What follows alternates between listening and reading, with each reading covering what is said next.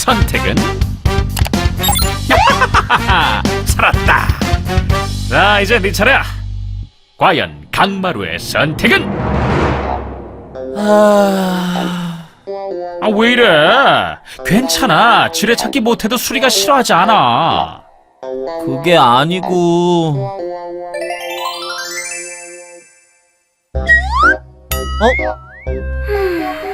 분명 여기서 잃어버린 것 같은데. 수리야, 뭐 잃어버렸어? 머리띠가 없어져서. 아, 저런... 잠깐! 그래, 지금이야! 수리에게 점수를 따야지! 머리띠? 내가 다른 머리띠 사줄까? 괜찮아. 아니야, 나 용돈 받았어. 10개도 사줄 수 있어. 괜찮아, 진짜. 에이, 내가 잃어버린 것보다 훨씬 좋은 거, 예쁜 거 사줄게. 괜찮다고 했잖아. 다른 머리띠는 필요 없어. 내가 뭘 잘못한 거지?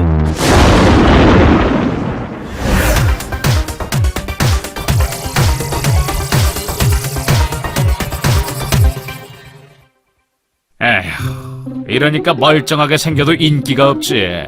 야, 나 지금 심각하거든. 마루야, 문제 상황을 잘못 파악했잖아. 문제 상황을 잘못 파악했다고? 그게 무슨 말이야? 이 교차한스는 이유를 알고 있지. 알려줄까? 뭐? 당장 말해! 잠깐!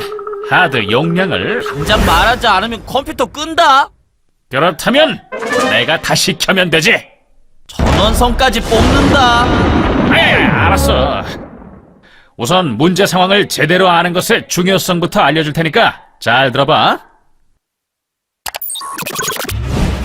먼저 문제를 잘 해결하고 싶다면 문제 상황을 정확하게 찾는 것부터 시작해야 해.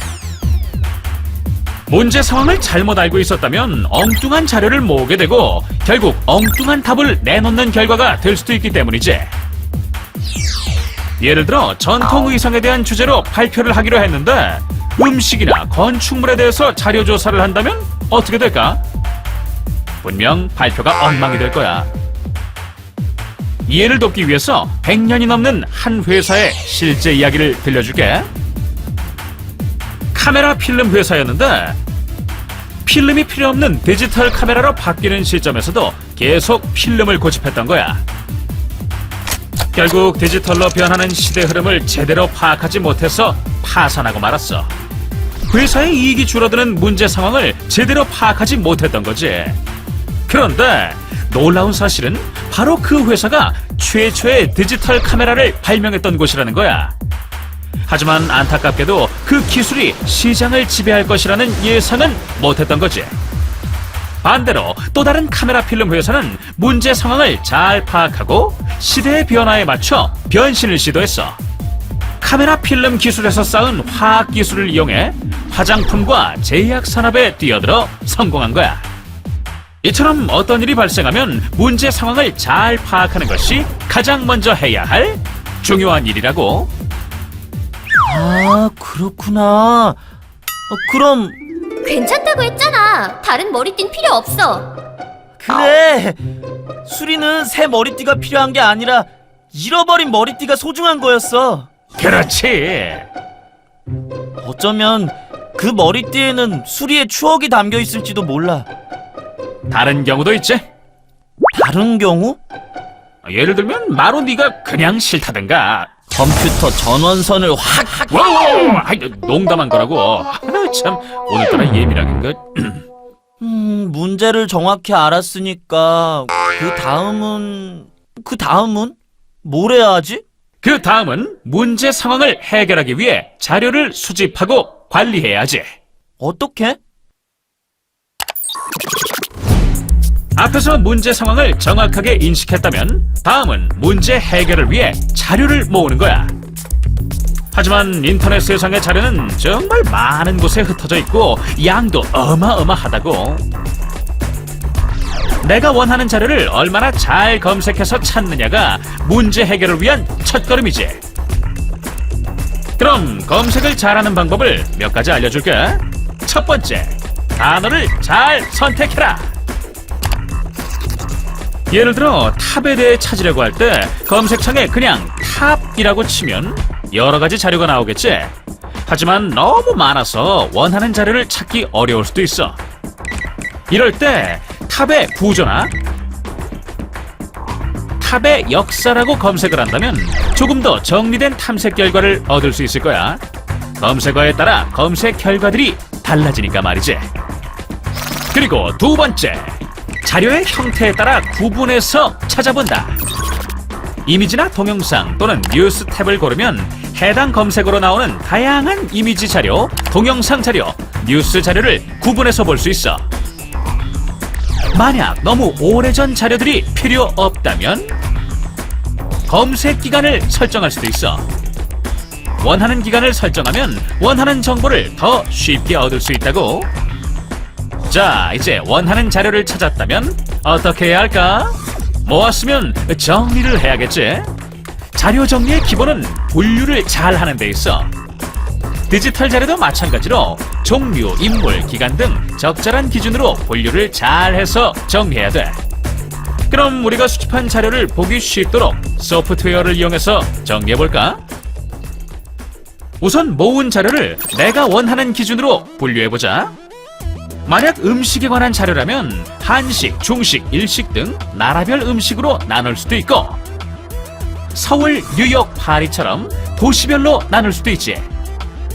그 다음 여기에 태그 기능을 더해볼까? 태그 기능은 자료마다 이름표를 붙이는 것과 같아. 각각의 자료마다 그 자료의 특성을 나타내는 태그를 붙이는 거야.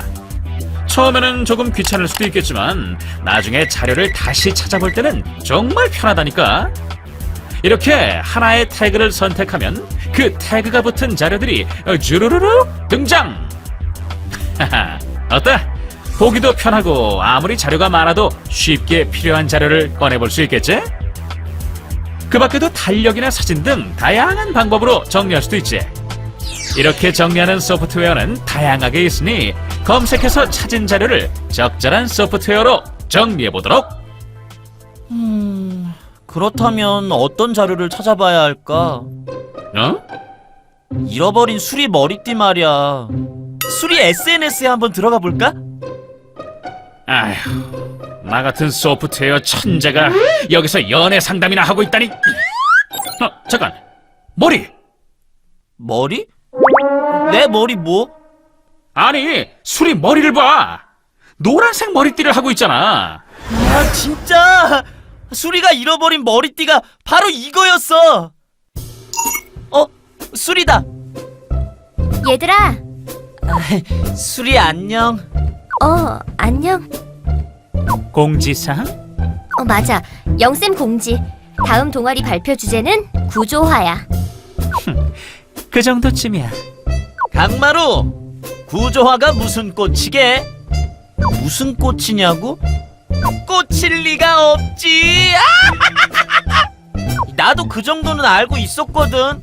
진짜? 나리치, 그만 좀 해. 남이야. 채, 나도 흥이다. 유치뽕이다. 닥쳐.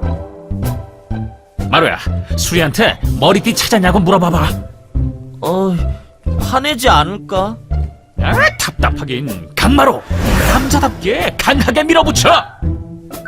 수리야, 머리띠는 찾았어? 머리띠? 아직. 뭐 잃어버렸어? 아니야, 신경 쓰지 마. 다들 발표 준비 잘하자. 수리가 화가 풀린 것 같아. 지금 나랑 다른 화면 본 거야? 그나저나 발표 준비해야겠다. 또 내가 나설 때인가? 그럴 필요는 없는데. 필요가 있지. 찬스 타임 시작. 구조화란 무엇일까? 구조화란 흩어진 정보들을 보기 좋게 정리하는 거야. 예를 들어 땅바닥에 있는 여러 재료들을 모아 하나의 집을 만드는 것과 같다고나 할까? 여기 5장의 그림 카드가 있어. 순서가 섞여 있는데 논리적으로 의미가 통하도록 카드 순서를 배치해보는 거야. 일단 4번이 가장 마지막이 아닐까? 나머지 그림들은 마주보고 이야기를 하고 있지만 4번만 이야기가 끝나고 돌아가는 모습이잖아. 정답! 잘했어. 그렇다면 시작은? 아, 어렵다. 1번 같기도 하고 3번 같기도 하고. 정답은 바로 3, 5, 1, 2, 4. 왜 그런지 이야기의 흐름을 볼까? 3번. 앉아있던 A가 B에게 사과를 주지. 5번. 그런데 사과를 받은 B가 총을 꺼내서 A를 위협하는 거야. 1번. 놀란 A는 일어나서 돈을 B에게 건네줘. 2번. B는 A에게 받은 돈을 주머니에 넣고 대신 사과를 꺼내고 있어. 주머니를 자세히 보면 사과 밑에 돈이 보일 거야. 4번. 마지막으로 사과를 A에게 돌려주고 돌아가고 있어. 만약 다른 경우를 보면, 예를 들어 2번 다음에 3번이 오는 경우는 어떨까? 2번에서 이미 B가 주머니에 사과와 돈을 갖고 있는데 3번에서는 A가 사과를 갖고 있지만 돈은 A, B 둘 다 없으니까 오류인 거야. 조금 더 쉬운 구조화의 예를 들어볼까? 우리가 쓰는 글자가 바로 구조화의 좋은 예야. 여러 가지 글자 중에서 사와 회를 합쳐볼까? 사회가 되면 공동생활을 하는 모든 형태의 인간 집단이란 뜻이지만, 회사가 된다면 이익을 목적으로 하는 법적 단체란 뜻이 되지. 각각의 글자는 같지만 어떻게 배치되느냐에 따라 뜻이 달라지는 것처럼 자료의 구조가 어떻게 달라지느냐에 따라 전달하는 정보는 달라져. 이처럼 다양한 정보를 의미 있게 만들기 위해 배치하는 작업, 그것을 바로 정보 구조화라고 해. 아, 그런 거구나. 문제를 파악해서 정보를 잘 찾고 의미 있게 만드는 거구나. 요, 주구장창 설명한 보람이 있네. 그럼 이제 머리띠가 어디 있나 정보를 모아서 수리한테 짠 하고 주면 되겠네. 에휴, 그래, 넌 기승전 수리구나. 자, 그럼 실행! 잠깐! 아직 구조화에 대한 얘기가 끝나지 않았어. 아직도? 내 말을 잘 들어야 발표를 잘 할 수 있다고. 자, 이번엔 자료를 어떤 구조로 표현할 수 있는지도 설명해볼까? 우리가 수집하는 자료들은 문제 상황에 따라 여러 가지 형태의 구조로 되어 나타나지.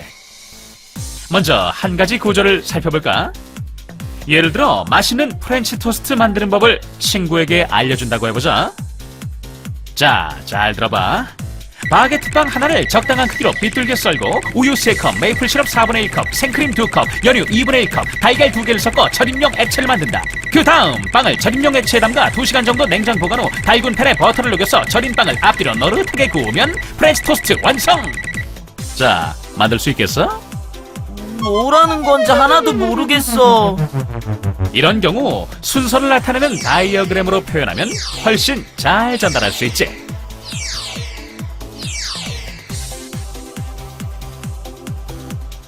또 다른 정보의 구조 표현도 살펴볼까? 문제 하나를 내보지. 설날에 아버지, 어머니, 누나와 함께 큰 집으로 갔는데 큰 집에는 할아버지, 할머니, 그리고 할아버지의 첫째 아들인 큰아버지와 큰어머니, 그리고 큰아버지와 큰어머니의 자녀 3남매도 온 거야. 3남매의 첫째 아들은 딸을 데리고 왔는데 그 딸은 나와 어떤 관계일까? 아, 몰라. 포기할래. 어렵지? 하지만 이 문제도 이렇게 순서대로 표현한다면 보기가 더 편할 거야.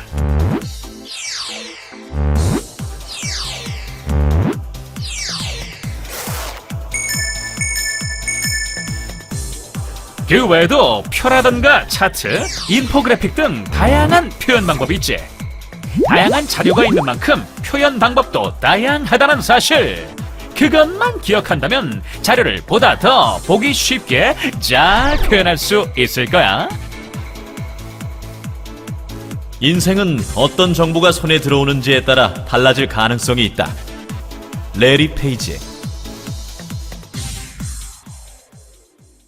동아리방에서 머리띠를 찾아봐야겠다. 어? 오도! 여기서 뭐해? 신경 쓸 거 없잖아. 너야말로 이 시간에 웬일? 아니, 뭐 그냥 오도 수상한데. 수리 머리띠 찾으러 왔나? 너희들 여기서 뭐해? 머리띠. 찾았나? 아, 머리띠. 내 방에서 찾았어. 뭐라고? 얘들 왜 이래?